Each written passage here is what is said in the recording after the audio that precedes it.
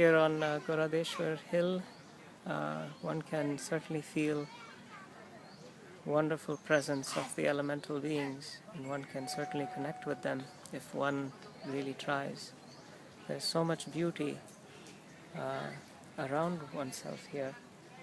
One is surrounded by mountains and hills, and if one really seeks within oneself, one can find that connection with the light, with purity. For it is in nature, it is in the mountains that are as yet untouched by humanity and humanity's impurities. The mountains elevated above ground level, as yet untouched by human beings, are pure. They are more sacred than the cities in which human beings dwell, where all the vices dwell.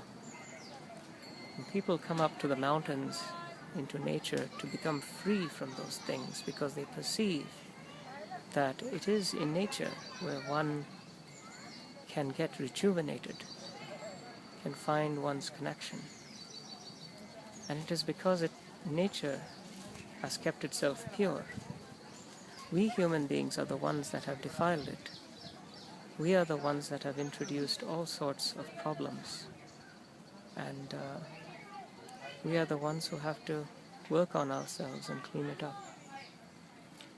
I mentioned in my previous recording on elemental beings and how they pervade everything.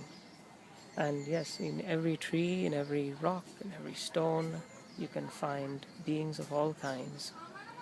In the Western folklore, you learn about gnomes and elves and fairies. And Indian folklore, you learn about devas and devis. These are the same kinds of beings. They were seen, they were known everywhere, both in East and West, in olden days.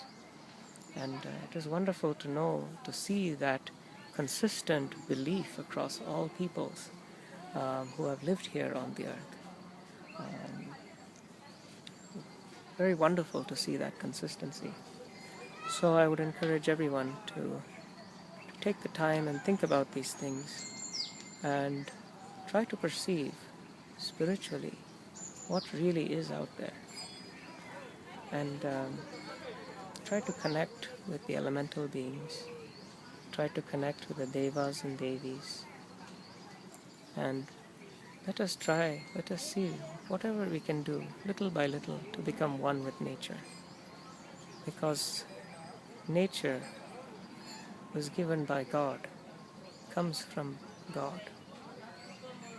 So we must work with nature. Nature is there to help us, to evolve, to grow, to become better people. And I mentioned before that we lost that connection with the elemental beings because we have allowed impurities in our lives. And by casting off these impurities, coming into nature, or even in our day-to-day lives, you don't have to be in nature, but you have to remember, you have to reflect on this and know that you are not the only thing there is. There are many things around you that are invisible, that you cannot see. And you have to strive to perceive that and connect with that. We have actually lost that connection. We had it before. We had the ability to connect to the beyond, to the elemental beings, to higher beings whom, in past we called gods and goddesses. We have that ability to connect. It is there in us. It is just blocked by all the vices. So let us strive harder. Let us come together and work on that. And that is, for me, the message of these mountains, these beautiful mountains and forests and woods. It is a reminder to us to connect. And as we do so, let us give thanks to God who created us all, who has blessed us with nature. Thank you for listening.